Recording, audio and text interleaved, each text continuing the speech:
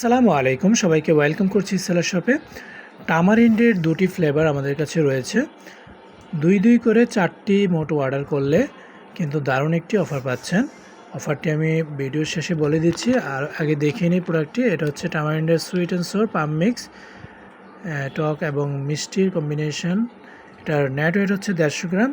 Product of Thailand, একদম authentic প্রোডাক্টগুলো, একদম নিশ্চিন্তে অর্ডার করতে পারেন।